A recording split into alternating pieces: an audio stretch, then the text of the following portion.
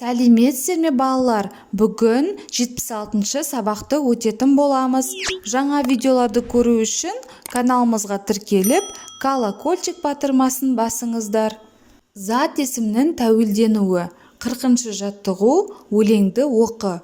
Өнердің бәрін біл деген. Әкемді тыңдап күндемен, ақылымен анамның сурет салуды үйренем. Жеті өнерде аз деген. Атамды тыңдап күндемен, ақылымен әжемнің ойы ойып үйренем. Домбыра шерту аз деген. Ағайынды тыңдап күндемен, ақылымен күйшінің күй тартуды үйренем. Өлең не туралы? Оған ат қой. Өлеңге өнерлі өрге жүзеді деген ат қоюға болады. Өлеңдегі негізгі ойды анықта. Өлеңдегі негізгі ой барлық өнер түрлерін үйрену. Өлеңдегі бала туралы сенің пікірің қандай? Үлкендерді тыңдап, сурет салу, ойы оюды үйрену, домбырамен күй тартуды меңгеріп, өнер білімге деген құштарлығын оятты. Өсіп ер жеткенде өте жақсы өнерлі бала болып өсетіні анық. Өлеңнің соңғы шумағын көркем жаз. Яғни өлеңнің соңғы шумағы домбыра шерту аз деген, ағайынды тыңдап күндемен, ақылымен күйшінің күй тартуды үйренем. Заттың біреуге меншікті екенін білдіретін жалғауларды тәуелдік жалғау деп атайды. Өнерім, әкем, әжең, аты, атасы. Тәуелдік жалғаулар үш жақта, жекеше және көпше түрде айтылады. Досым, досың, досыңыз, досы, досымыз, достарың, достарыңыз, достары. Қарамен жазылған сөздерді сөз құрамына талда. Қосымшаның сөзге қандай мағына үстеп тұрғанын айтып көр. Өз ойынды төмендегі ақпаратпен салыстыр. Өлең жолдарында әкемді, ақылымен, анамның сөздері қарамен берілген. Бірінші жақта мен, біз, екінші жақта сен, сіз, үшінші жақта ол, олар. Бұл жерде бізге қарамен берілген әкем сөзі бірінші жақта, яғни жекеше түрде берілген. Ақылы сөзі үшінші жақта және жекеше берілген. Анам сөзі бірінші жақта жекеше түрде берілген. Есіңе сақта. Зат есімнің тәуелдік жалғауы бірінші жақ, екінші жақ және үшінші жақ болады. Жекеше және көпше болып бөлінеді. Бірінші жақта ымыз, іміз жалғауы болады. Екінші жақта ыңыз, іңіз, іңіз деген жалғау болады. Үшінші жақта с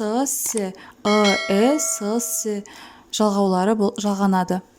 Сіздерге түсінікті болу үшін кесте түрінде түсіндіріп айтып берейін. Бірінші жақта менің анам, менің әкем, менің досым. Көпше түрде біздің анамыз, біздің әкеміз, біздің досымыз. Екінші жақта сенің апаң, сіздің кітабыңыз, сіздің апаларыңыз, сіздің кітаптарыңыз. Үшінші жақта оның жылқысы, оның мектебі. Көпше түрде олардың жылқылары, олардың мектептері. Шығармашылық үзіліс. 41-ші жаттығу жұмбақтың шешуін тап.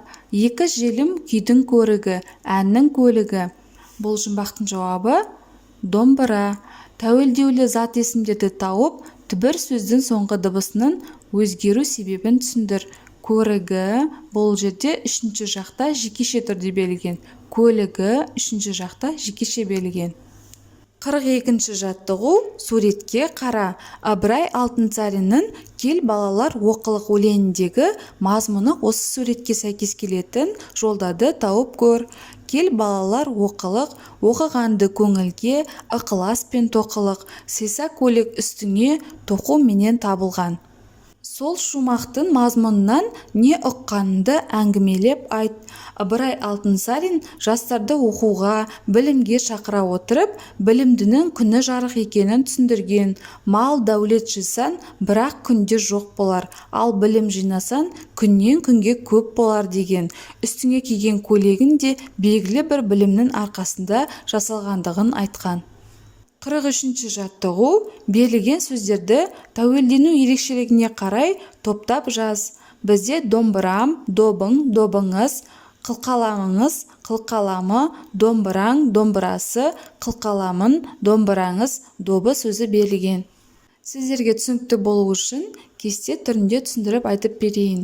Бірінші жақта менің домбырам, екінші жақта сенің домбыраң, сіздің домбыраңыз, сенің добың, сіздің добыңыз, сенің қылқаламың, сіздің қылқаламыңыз.